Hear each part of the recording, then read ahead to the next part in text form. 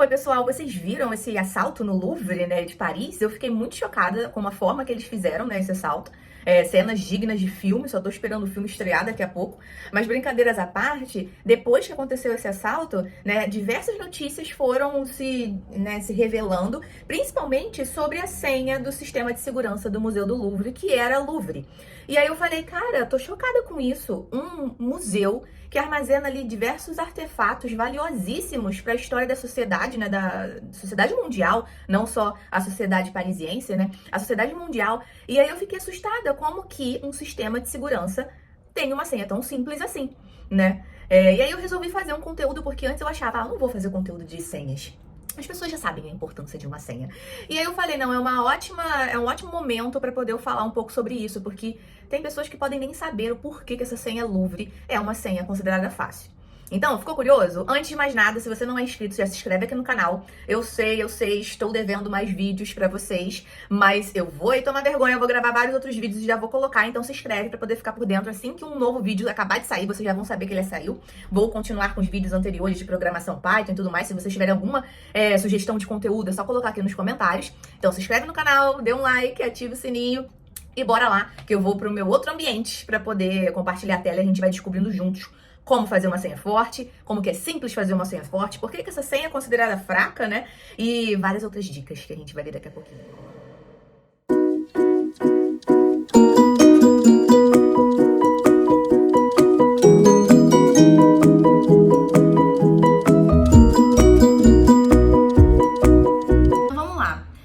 Compartilhando a tela com vocês, né, porque eu gosto muito de explicar, antes da gente ter essas dicas, né, de como construir senhas fortes e tudo mais, porque a senha Louvre era fácil, eu gosto de explicar um pouco a etimologia das coisas, o porquê das coisas. Então, aí o Massachusetts Institute of Technology, né, foi aí vamos dizer, a primeira instituição devido a esse carinha aí, o Fernando Coubertin. Ele tinha um computador muito grande, vamos dizer assim, com espaço para vários processamentos, e lá foi a primeira instituição a criar esse conceito de senha digital, né? Então, o Fernando Coubertin precisava dividir lá as partições do computador para que várias pessoas acessassem, e para que essas pessoas não conseguissem ver o que o coleguinha estava fazendo, então tinha lá um espacinho apenas restrito para essa pessoa, onde apenas com a posse da senha ela teria acesso ao que de fato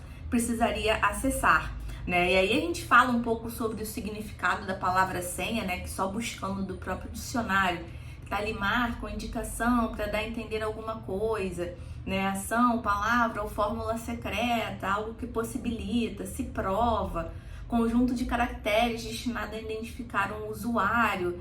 Enfim, a gente já vê que essa palavra, né, senha, tem um significado muito importante, né? E no mundo aí da computação, as pessoas às vezes se esquecem um pouco do que é informação. Então vamos aí, ó. Se eu tiver o número 3, isso é só um dado, não significa nada. Agora, a partir do momento que eu vincular a esse dado o significado de 3 significa o número de tentativas que uma empresa sofreu de invasão na última sexta-feira. Isso sim, esse conjunto de dado mais significado vai tornar essa informação relevante, né? E a gente precisa impedir essa informação de ser colocada de conhecimento de qualquer pessoa. E aí, se eu, Meire, for dona de uma empresa, eu adoro usar esse slide, porque ali tô até toda metida com óculosinho, sou dona de uma empresa. Se eu for dona de uma empresa, eu adoro músicas eruditas, amo Chopin, Vivaldi, Tchaikovsky, adoro Noturno 4 de Chopin, escuta aí se vocês ainda não estiverem ouvido. Mas imagina se um belo dia eu tivesse colocado as mãos nas partituras originais de Chopin. Vamos supor que esse pedacinho aqui de papel fossem as partituras originais de Chopin. Eu ia ser toda fresca com esse pedaço de papel.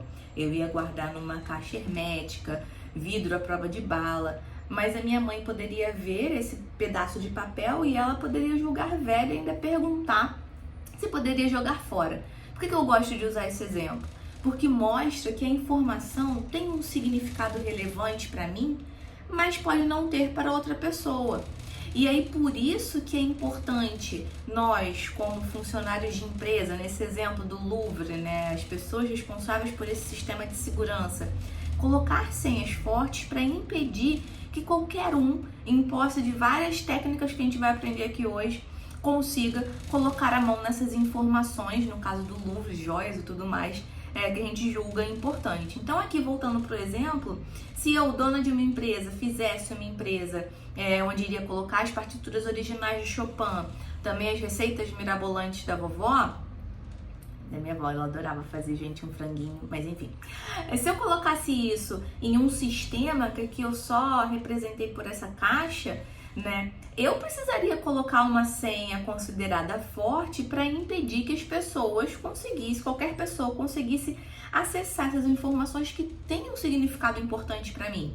Aqui nesse exemplo, só para a gente fechar esse exemplo especificamente, né, vamos supor, pegar aqui a canetinha, né, o apontador. Aqui eu tenho uma senha forte, colocando ali, protegendo todos os meus sistemas, o meu código que eu desenvolvi para uma aplicação que esteja ali envolvendo essas informações importantes para mim, seguindo ali os princípios de segurança da informação, que é garantir a disponibilidade, a confidencialidade, a integridade dos dados, né, seguido do não repúdio e da autenticidade.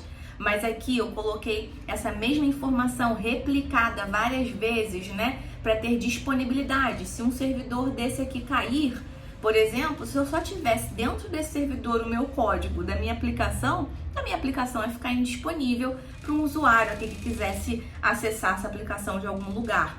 Então, por isso que eu coloco essa redundância, óbvio que no desenho é um exemplo, né, mas eu coloco essa redundância para que, se caso um servidor desse caia, os outros assumam, né? E aí possibilita que o meu usuário de qualquer lugar em posse de uma senha consiga fazer uma conexão cliente-servidor. Nesse exemplo aqui, vários servidores, e o cliente seria lá a pessoinha, né, digitando no browser do computador dela. Então, com isso, ele conseguiria acessar essa informação. Mas a gente sabe que nesse meio do caminho existem, deixa eu só botar aqui para carregar o celular. Mas a gente sabe que nesse meio do caminho existem vários problemas que podem acontecer relacionados à segurança, né? Tanto a máquina dessa pessoinha que está ali consultando, acessando essas informações, pode estar comprometida de alguma forma. A pessoa pode não ter colocado um servidor de um antivírus, perdão, ou a pessoa pode, sei lá, tá com um computador comprometido de alguma forma. Também esse caminho aqui, né, de troca de informações, como eu disse, é uma conexão cliente-servidor. Geralmente a gente fala aí, né, que o HTTP, que é o protocolo da internet, que vai permitir essa troca de informações via internet acontecer. Se tiver só o HTTP, significa que está tudo trafegando em texto claro. O HTTPS, SS, vem de Security Layer, então por isso que é importante a gente só confiar em sites que tenham o HTTPS, né, para garantir que todas as informações em trânsito vão estar ali sendo criptografadas, né, com essa camada de segurança, né, vai estar ali sendo trafegada usando outro protocolo, TLS, enfim. Depois, se vocês quiserem saber mais sobre esses protocolos e redes, é só colocar aqui que eu faço um conteúdo sobre isso. Mas qual que é o ponto? Aqui pode ter algum problema, né, no meu cliente. Nesse tráfego de informações, caso esteja configurado para utilizar protocolos inseguros, também pode ter problema. Os servidores também podem ter problemas, enfim. E o atacante está sempre ali de olho em todas essas frentes. A gente usa um jargão que é snifar pacote, né? Um atacante pode estar ali snifando os pacotes em trânsito em procura, né, em busca de alguma informação privilegiada. Mas voltando aqui para o nosso mundo de senhas, se eu fizer uma busca na internet sobre como que eu consigo descobrir uma senha, né? Aqui, por mais que eu tenha colocado a palavra senha repetidas vezes, né, a gente já vê aqui, isso influenciou no resultado, a gente já vê que tem aqui quase 18 milhões de métodos e estratégias para a gente conseguir descobrir uma senha. Seja por ataque de força bruta, que é um tipo de ataque de tentativa e erro, né? Eu não sei qual é a senha, mas eu sei que tem 3 slots ali para poder eu conseguir descobrir qual vai ser o número, a letra, o caractere exato a ficar ali em cada slot. Então eu faço um programinha que vai colocando aquelas combinações. A, depois A, B, C e assim por diante, até conseguir descobrir a senha. É uma metodologia mais demorada, mas também, não por conta disso, ela também é muito utilizada e por isso que é importante a gente evitar de se usar palavras de dicionário, palavras conhecidas, a gente vai falar isso mais pra frente. A recuperação de senha, você já viu aqueles sites que tem assim, esqueci minha senha, e aí você coloca ali, se a pessoa que desenvolveu aquele site não tiver adotado medidas para evitar que qualquer um consiga alterar aquelas informações de recuperação, por exemplo, vamos supor que eu tenha lá no site um esqueci minha senha. Eu não sou a dona da conta que eu estou tentando descobrir a senha naquele site. Eu vou ali, coloco de má fé que esqueci minha senha e pelo fato do software ali não ter nenhuma medida mais segura, vamos dizer assim, eu consigo colocar simplesmente um e-mail de recuperação de senha, onde esse e-mail eu vou colocar o meu e-mail, que não é o e-mail do dono da conta, e vão enviar ali um link para eu recuperar a senha, recuperei a senha e pronto. Entrei no sistema me passando por outra pessoa. Esse foi um exemplo esdrúxulo, por mais que às vezes aí não suspeito não, pode ter um monte de sistemas que permite isso. Por isso que é importante aí implementar segurança desde o início do desenvolvimento do seu produto, né? Mas enfim, ataques de dicionário, engenharia social, phishing, keylogger, ataques de man in the middle. Se quiserem em algum momento, como foco aqui desse vídeo sobre senhas, eu não vou me aprofundar em explicar como funciona cada ataque desse. Mas me deu uma ideia, hein? Posso fazer conteúdos explicando melhor cada ataque desse. Mas aí, vamos supor que a minha senha só tenha 3 caracteres. Aí vem a primeira dica. Isso daqui de cara eu já sei que é uma senha fraca. Porque uma boa senha é um bom conjunto entre comprimento e complexidade. Quanto mais complexa a sua senha for e mais comprida ela for, mais difícil vai ser para o atacante descobrir a sua senha. E aqui eu vou fazer um parênteses, né? Deixa eu até sair aqui da apresentação por um minuto. Vou abrir aqui o web, estava até aqui pesquisando sobre a senha do Louvre, só para poder pegar a tabela ASCII, que para quem estudou computação, essa tabela, para quem não estudou também eu vou explicar aqui, fiquem tranquilos. Abrir uma nova guia. Será que fica grande para ver, gente? Ai, browser. Mas dá, não sei, acho que ficou meio pequenininho, ficou muito ruim de ver isso aqui. Deixa eu ver se tem aqui alguma outra imagem melhor pra gente ver juntos. Vamos ver. Essa daqui pelo menos dá pra ver, né? Eu sei que aqui tá em decimal, né? O computador ele só entende binário, né?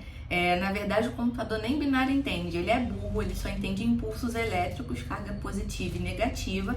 Nós, seres humanos, que criamos aí essa convenção de chamar a carga positiva, elétrica positiva de 1 e a carga elétrica negativa de 0. E daí criou-se esse conceito de bits e bytes e com isso gigabytes, terabytes e a placa-mãe ali, né, do computador é toda impulsos elétricos. Se você ligar um computador na energia, vai ter ali várias portinhas. Se quiserem depois eu também posso explicar como que funciona a placa-mãe, circuitos elétricos, porque vão ter o equivalente a várias portinhas que vão se abrir ou fechar, dependendo da configuração que foi feita, e esse abrir ou fechar vai ser positivo ou negativo, e daí a gente volta para zeros e uns. Mas qual que é o ponto? É que aqui está em decimal. Entenda que isso vai ser um conjunto, esse número aqui, por exemplo, 97, vai ser 01, 0, 0, 0, sei lá o que, tem que ver qual é o equivalente dele em binário. Mas só para explicar que essa tabela ASCII está representando que a letra A maiúscula, para o computador, ela é diferente da letra A minúscula, porque o seu conjunto ali de portinhas de entrada e saída de circuitos elétricos de 0 e 1, que aqui está representando pelo número decimal 65 para a letra A maiúscula e 97 para a letra A minúscula, esse conjunto vai ser diferente. Então, por isso que é importante quando a gente for fazer uma senha, a gente usar letras maiúsculas, minúsculas, caracteres especiais, porque vai dificultar para o computador entender, caso aquele sistema esteja passando por um ataque de força bruta, de tentativa e erro, vai dificultar para o computador ali tentar entender qual vai ser o caractere mais adequado naquela posição que a pessoa configurou, cadastrou quando fez a sua senha. Imagina se a letra A fosse igual. Se eu colocasse só uma tentativa de letra A, já diminui aí a probabilidade, né, de eu acertar, enfim. Só para vocês entenderem que para o computador é importante essa diferenciação. E aí vamos supor que aqui a minha senha só tenha 3 caracteres. Se eu só colocar letras do alfabeto maiúsculas, né, eu vou ter aí um total de 26 possibilidades, que multiplicando dá um total de quase 18 mil combinatórias. Hoje em dia, com os recursos computacionais que a gente tem, isso aqui a gente quebra em um instante, com um ataque de força bruta. Se eu só fazer uma pequena alteração e colocar, além de letras maiúsculas, números e caracteres especiais, eu vou ter ali um total de 47, né, vezes 47, vezes 47, vai dar um total de quase 104 mil possibilidades de eu ir acertando nessas combinatórias, de colocar A com 1 e asterisco, não foi, aí B com 1 e asterisco. E aí a gente já começa a perceber as contramedidas que uma pessoa que está desenvolvendo um sistema pode fazer para impedir esses ataques de força bruta, né? Por exemplo, se eu colocar um rate limit, eu já breco um possível ataque de força bruta na minha aplicação. Se eu colocar aqui o usuário só vai poder fazer X tentativas de senhas em alguns segundos, caso fique ali com o dicionário, eu posso colocar penalidades para aumentar o tempo de espera até que o usuário possa fazer uma nova tentativa. São metodologias que a gente usa para impedir esses ataques de força bruta em aplicações, por exemplo.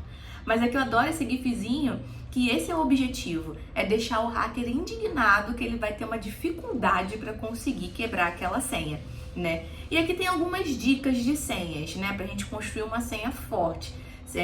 Vamos aqui falar devagarzinho sobre essas dicas. A primeira, a gente já falou, ela é longa, no mínimo 10 ou 12 caracteres, né, ou então o máximo possível. Vocês vão perceber que é muito simples fazer uma senha com mais do que 12 caracteres, sem você ficar louco tentando decorar aquela senha. Ela é difícil de adivinhar? Evitar sequências, porque a primeira tentativa que eu, por exemplo, iria fazer era colocar 1, 2, 3, 4, 5, ou 0000, ou então o quaterny, né, que são ali aquelas letras do teclado, né, as teclas do teclado superior, que é uma sequência, ou palavras comuns, porque num ataque de força bruta ou de dicionário, onde o atacante pega palavras do dicionário, a primeira coisa que ele vai fazer é tentar colocar essas senhas mais simples, porque ele sabe que tem pessoas que pensam que, vou usar uma palavra aqui mais simples que ninguém vai descobrir qual é essa senha. E não, muito pelo contrário, o atacante sabe. E muitas vezes ele nem precisa disso, essas palavras são bem simples de serem quebradas numa tentativa de ataque de força bruta, por exemplo. Só para ter uma ideia, estão vendo aqui esse site, Have I Been Pwned? Vamos entrar lá em conjunto, entrar lá juntos, em conjunto, ó. Vamos entrar lá juntos, ó, Have I Been Pwned. Esse site é bem conhecido, porque... por que ele não entrou aqui, gente? Have I Been... porque eu fui colocar ali outra coisa, retornar a navegação. Entrei aqui num estranho, mas enfim. Vamos fechar aqui. Qual que é a parada desse site? Esse site ele é bem conhecido por pessoas que colocam aqui o seu endereço de e-mail, por exemplo, e consulta se esse e-mail já foi contido em alguma base de dados vazada. Eu aqui vou colocar o meu e-mail na edição, eu mascaro ele, né, obfusco ele aí. Mas por que eu gosto de usar esse e-mail especificamente? Porque eu já sei que ele foi um e-mail bem antigo, que eu já tinha há muito tempo. E ele estava contido em várias bases de dados vazadas, em dezembro de 2020, no Canva em maio de 2019, por exemplo, e assim por diante. E por que isso é crítico? Vocês consultando o seu e-mail nesse site, vocês conseguem perceber se ele estava contido em alguma base, como eu disse, e quais foram os dados comprometidos. Assim, empresas falham, né? E se a segurança de alguma empresa falhar e possibilitar que um atacante invada o sistema e coloque as mãos em bases de dados contendo ali dados de usuário, imediatamente, se você era o usuário daquela empresa que teve a sua base vazada, faça a troca da senha, né? Porque essas pessoas pegam essas bases e vendem, e tem pessoas que usam a mesma senha para vários e-mails, para vários sites, para vários serviços. Então, por favor, utilizem uma senha específica para cada sistema. A gente vai aprender aqui algumas técnicas de como fazer isso. Porque, por exemplo, esse vazamento do Twitter em 2020 teve aí o meu e-mail comprometido, meu nome, meu perfil, né, de mídia social no Twitter eu nem tenho mais, eu tinha feito uma vez e nunca mais usei. Usernames. Em outros aqui, do Canva, senhas foram vazadas, então se eu uso a mesma senha que foi vazada no Canva, por exemplo, no meu e-mail, acabou, a pessoa já consegue entrar nele, ou em algum outro sistema. Então a gente tem que ficar esperto. Esse site aqui também, ele possibilita que você, vou colocar ABC123, se eu colocar essa senha, ela já foi vazada mais de 10 milhões de vezes. Então aqui vocês conseguem consultar, né, quantas vezes uma senha já foi vazada, mas por favor, evitem colocar a senha de vocês aqui, essas novas senhas que a gente vai começar a identificar melhores práticas de como deixar ela bem boladona, né? Mas evitem colocar, porque eu não sei, sinceramente, como que é feito aqui por detrás, se eles armazenam, se não armazenam, então evita colocar a sua senha aqui. Eu me arrisco a dizer que um site que expõe problemas em outros sites deve ter uma segurança, um time de segurança bem boladão, né? Mas a gente não sabe, então vamos nós. Aqui tem uma tabelinha que é muito legal mostrar essa tabelinha para vocês. Ela mostra pro número de caracteres que eu tenho da minha senha, dependendo das combinações que eu utilize, né, de caracteres para compor essa senha, quanto tempo levaria para um atacante quebrar ela em força bruta, por exemplo. Então aqui, então aqui, se eu tiver uma senha só com 4 caracteres, mesmo ela tendo todas essas combinações que a gente viu aqui, eu quebro ela quase que instantaneamente. O nosso objetivo é chegar aqui embaixo, tá um pouquinho difícil para ler, mas levar mais do que 3 semanas, mais do que 18 caracteres, para poder levar, deixa eu organizar aqui, só para poder vocês verem que eu tô vendo, né? Ter mais do que 18 caracteres, para que leve mais de 3 semanas, né, para poder quebrar, se só tiver números. Contendo letras maiúsculas e minúsculas, vai levar 2 milhões de anos, mas o nosso objetivo é levar ela aqui pro final, né? Tendo letras maiúsculas, minúsculas, caracteres especiais, comprimento de 18 ou mais, para que leve quase 438 trilhões de anos para poder quebrar essa senha. E aí as pessoas falam, cara, é muito difícil de ver? Não é difícil, né? A gente já viu aí, só recapitulando, é interessante a gente colocar tipos variados de caracteres, né? Porque a gente já viu lá aquele bizu da tabela ASCII e tudo mais. Evitem, gente, eu vejo um monte de especialista dando dica, falando assim, troca a letra O por 0. Cara, isso é o mais fajuto possível. O atacante, antes de fazer uma força bruta ali, ele já vai colocar um ataque de dicionário com palavras mais conhecidas e já fazendo essas substituições mais comuns. Então isso evite, né, essas substituições óbvias, O por 0, letra A por arroba.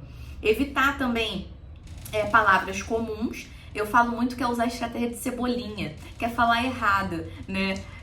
Por exemplo, eu vou fazer sobrancelha e bota na senha lá a palavra sobrancelha, que é uma coisa que não vai estar no dicionário, porque é um erro, né? E, enfim, dali é a base pra gente começar a construir senhas mais fortes, que essa base é importante, a gente vai ver. Se você já usou essa senha antes, evite reutilizar, que vocês já perceberam que se tiver vazado em uma base, ou então se ele descobrir uma senha de um sistema, se você replica ela, ele já vai estar sabendo a senha de tudo.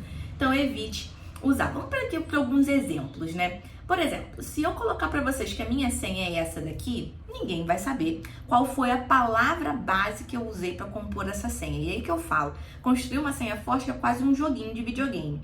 Aqui quando eu grifei, né, ressaltei essas partes, que ficou ali um pouco desformatado, né, mas enfim, dá para perceber que é a composição das palavras gato, escola, casa.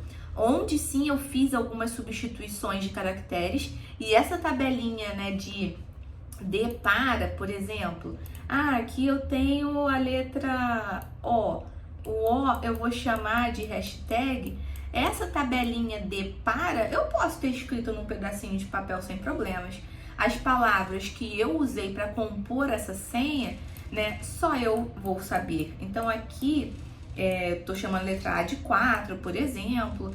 Eu posso ter palavras que têm um significado importante para mim. Cachorro, adoro um doguinho. Então, cachorro, Aladim e sei lá, chocolate. Cachorro, Aladim, chocolate. Pode ser a minha senha. Desde que eu grave essas alterações que eu vou fazer, né? Chamar a letra O de hashtag. E aqui é um joguinho que no início pode ficar complicado para você decorar. Mas depois vai tranquilamente. Tem essa estratégia. Mas também tem uma outra estratégia que eu gosto bastante, que são sequências de caracteres aleatórios. Por exemplo, essa palavra base. Você olhando para essa palavra base, você já pode imaginar qual foi a estratégia de composição dessa senha?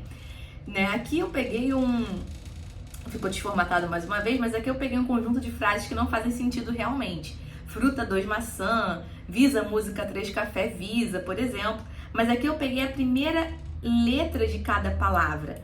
E aqui o céu vira o limite. Porque pessoas que gostam de tatuagem podem ter a senha tatuada no braço, onde eu vou compor essa minha palavra base pegando as 2 primeiras letras de cada palavra, ou as 3 primeiras letras de cada palavra, e depois eu vou ter ali a minha composição. Por exemplo, trechos de música, aquelas músicas chiclete, né, que ficam na nossa cabeça, né, tipo, ai, bebê, é a bebeta que tá no comando. Enfim, posso pegar isso aqui, eu peguei um trecho de São as águas de março fechando o verão, é a promessa de vida no teu coração, né, poder ficar registrado no YouTube, a gente bota uma musiquinha mais, né, de MPB brasileira aí. Então aqui, o que eu fiz? Eu peguei esse trecho, São as águas de março, para ser a minha senha, né? Onde eu coloquei a primeira letra tranquilamente. Aqui eu fiz uma substituição. Aí para cada espaço, né, entre as palavras, eu coloquei um caractere especial e fui fazendo, seguindo com as minhas substituições, né? E vocês percebem que com o tempo isso vira mesmo um joguinho. E eu não preciso ter... Lembra que eu falei que é importante a gente ter uma senha diferente para cada sistema? Eu não preciso ter que me preocupar, por exemplo, eu tenho 1000 senhas, vou precisar fazer isso para 1000 sistemas diferentes? Não. Eu posso fazer um só e usar um cofre de senhas, né? Que aqui, deixa eu até pegar o browser mais uma vez, pra gente ver esse cofre de senhas juntos. O que é um cofre de senhas, né? Existe, ó, deixa eu até buscar aqui na internet, cofre de senhas.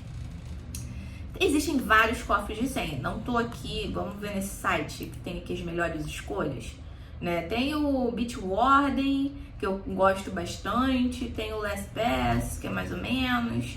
Enfim, tô aqui fazendo propaganda de sites não. Mas como que ele funciona? Ele é de fato igual mesmo a um cofre, né? Vou aqui pegar uma imagenzinha de cofre. Ele é um cofre. Ai, não quero fazer propaganda de cofres aqui não, gente, mas enfim. O que vai acontecer com ele? O cofre, eu não abro a portinha uma vez e pego ali os meus objetos de valores, que nesse caso seria a minha senha, é a mesma coisa. Eu vou ter que decorar uma senha, fazer essa estratégia que a gente viu uma vez só, que vai ser a senha que vai me permitir abrir a porta do cofre, e uma vez lá dentro, eu vou ter acesso a todas as minhas senhas, e aí pode ter senhas mais fortes, porque tem cofres que já geram senhas pra gente mais fortes, mais boladonas. Então, um cofre de senhas é legal se você puder comprar. Tem alguns grátis, né? E tem alguns pagos. Tem algumas diferenças aí entre eles. Mas, independente disso, qual é a dica? Não vacilem igual o Louvre vacilou em deixar a senha do sistema sendo Louvre, que é muito simples e vocês agora já sabem o porquê, né? Senhas simples são fáceis de serem invadidas. E às vezes a gente pensa, poxa, mas o que vão fazer com a minha senha? Tem um exemplo que eu gosto de dar, que uma pessoa, uma vez sabendo que eu trabalhava com segurança, veio até mim com o Instagram dela hackeado, que ela tinha quase 10.000 seguidores, até mais um pouquinho, e o atacante, ao invadir o Instagram dela, colocou stories se passando por ela, falando, descobri um investimento mirabolante, faça um pix de X reais e ganhe imediatamente Y reais. Não existe dinheiro fácil. Esses atacantes, muitas vezes eles usam de má fé ali, por isso que eu fico assim chateada, né? O mundo aí já tem tantas coisas e ainda precisa ter pessoas maldosas querendo aí que pessoas caiam em golpes e armadilhas e tudo mais. Vou até voltar aqui no canal com alguns vídeos com esse conceito mais de filosofia. Mas enfim, pessoal, espero que vocês tenham aprendido a fazer senhas fortes. Qualquer dúvida, pode colocar aqui no comentário, me segue lá no Instagram, que aí pode mandar um direct, a gente conversa. Me siga nas redes, né? E obrigado por ter ficado até o final, caso você tenha ficado até o final. E até a próxima. Tchau, tchau.